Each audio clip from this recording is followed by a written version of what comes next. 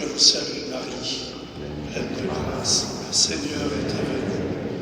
Vous êtes bénie entre toutes les femmes, et Jésus, le fruit de vos entrailles, est béni. Sainte Marie, Mère de Dieu, priez pour nous pauvres pécheurs, maintenant et à l'heure de notre mort. Amen. Allez, de toutes les nations, faites des disciples, baptisez-les au nom du Père et du Fils et du Saint-Esprit. Après sa résurrection, lors de son passage en Galilée, appelé couramment le carrefour des païens, Jésus envoie ses apôtres en mission vers toutes les nations.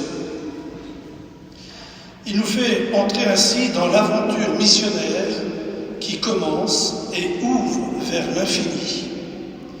C'est bien vers l'infini qu'il les envoie, qu'il nous envoie, l'immensité du monde et l'infini des siècles, puisqu'il ajoute « Moi, je suis avec vous tous les jours, jusqu'à la fin du monde. » Jésus a préparé ses disciples pendant les 3 ans qu'il les a accompagnés, qu'ils l'ont accompagné pour sa mission. Mais ils ont encore beaucoup à apprendre pour devenir de vrais disciples missionnaires. Saint Matthieu précise même que certains eurent des doutes. En effet, la mission est pleine de risques, car elle dépasse tout ce que l'esprit humain peut imaginer ou concevoir. Il s'agit d'établir la communication entre Dieu et les hommes, notre humanité. Et Jésus confie à ses disciples le soin d'en répandre le feu. Allez, de toutes les nations, faites des disciples, baptisez-les. Baptisez-les au nom du Père et du Fils et du Saint-Esprit. Cette formule trinitaire est la clé du mystère de notre foi.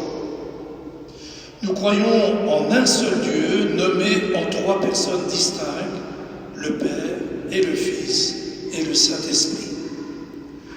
Lors de notre baptême, nous avons été littéralement plongés dans la vie et l'amour qui unit le Père et le Fils et le Saint-Esprit. Depuis l'ascension de Jésus, nous sommes appelés à vivre le mystère de sa présence au cœur de l'absence. Saint Paul l'écrit aux Corinthiens, « Eh bien moi, je suis absent de corps, mais présent d'esprit. » En effet, nous pourrions nous décourager en éprouvant une certaine absence de Dieu, comme les disciples au moment de son départ. L'actualité marquée par la violence dans les rues, dans les villes, l'inquiétude face à l'avenir, la pauvreté matérielle, morale et spirituelle. Pourtant, l'ascension de Jésus stimule notre espérance en raison de sa promesse. « Je suis avec vous tous les jours jusqu'à la fin du monde. » D'où l'ordre de mission qu'il donne à ses premiers disciples et à nous, puisque nous sommes là ce matin, afin d'être ou de devenir disciples missionnaires, heureux de porter la joie de l'Évangile comme une bonne nouvelle pour le monde. À la Pentecôte, les disciples ont reçu le feu de l'Esprit qui les a libérés de la peur qui les paralysait depuis la mort de Jésus. Quelques-uns parmi nous le recevront particulièrement à la messe anticipée de la fête de la Pentecôte. Nous-mêmes, nous serons renouvelés dans le feu de l'Esprit reçu à notre confirmation. Très vite, les apôtres seront confrontés aux questions des autorités politiques et religieuses lorsque Pierre et Jean feront des miracles. Par le nom de qui avez-vous fait cette guérison? Au nom de qui vous parlez et agissez?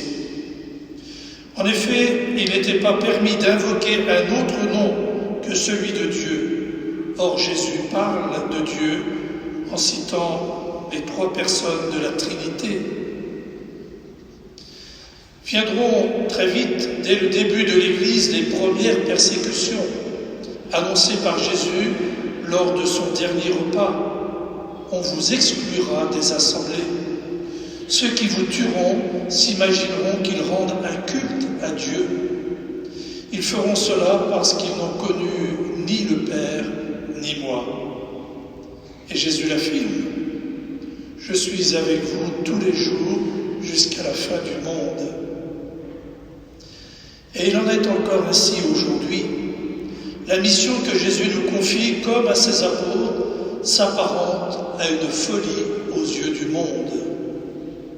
L'histoire de l'Église est jalonnée par les persécutions, aujourd'hui comme hier, aux moqueries, aux questions qui nous sont posées. Nous ne devons jamais l'oublier, notre engagement n'est pas le nôtre, mais celui du Christ ressuscité qui a voulu et nous a choisis pour nous associer à sa mission, à vivre bien sûr dans la vocation qui est la nôtre à chacun.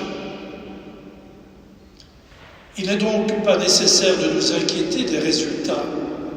Tout pouvoir m'a été donné au ciel et sur la terre, dit Jésus. Allez, c'est lui qui nous envoie, mais c'est lui qui a tout pouvoir. Quelques jours après son élection, un ami demande au Saint-Pape Jean XXIII, « Très Saint-Père, comme la charge doit être lourde ?» Il répond, « C'est vrai, le soir quand je me couche, je pense, Angelo, tu es le pape, et j'ai bien du mal à m'endormir. Mais au bout de quelques minutes, je me dis, Angelo, quand tu es prêt, que tu es bête, le responsable de l'Église, ce n'est pas toi, c'est le Saint-Esprit. Alors je me tourne de l'autre côté et je m'endors. » Frères et sœurs, ne nous inquiétons pas, n'ayons pas peur. En ce jour de son ascension, Jésus veut nous réveiller de notre somnolence spirituelle. Dans 10 jours, nous célébrerons la grande fête de la Pentecôte, fête de la naissance de l'Église. Prions le Saint-Esprit pour que l'évangélisation devienne notre passion à chacun. Annoncez avec bonheur au plus grand nombre qu'ils sont aimés de Dieu et que Dieu, son Fils, et que Dieu, en son Fils Jésus, veut notre bonheur pour l'éternité. Que l'Esprit Saint ravive en nous le désir du ciel, car le catéchisme de l'Église catholique, vivre au ciel, c'est vivre avec le Christ. Mettons-nous à l'école de Marie, étoile de la nouvelle évangélisation. Marie nous apprend à aimer le Christ, à le recevoir, à le transmettre. Saint Louis-Marie Grignon de Montfort disait « Par Marie, Jésus est venu jusqu'à nous. Par Marie, nous allons à Jésus. » Notre patrie, c'est le ciel. La Vierge Marie l'a confirmé en se présentant aux 3 enfants de Fatima le 13 mai 1917 lors de la première apparition. « Je suis le ciel ». Que le vent de l'Esprit souffle une nouvelle Pentecôte sur la France, sur notre diocèse et notre paroisse, sur nos familles et chacun de nous. Que le souffle de l'Esprit réveille en nous le désir du ciel. C'est le désir d'aimer et d'être aimé, puisque le ciel, disait le père Joël Guibert, venu faire une conférence ici à la cathédrale, le ciel est l'union parfaite avec le Seigneur Jésus.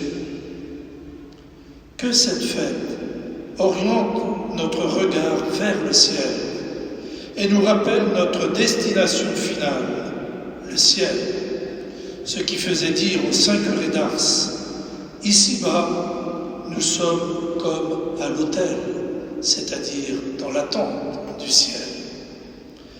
Frères et sœurs, à nous désormais de révéler au monde et à nos proches autour de nous cette présence aimante de Dieu, au nom du Père et du Fils et du Saint-Esprit.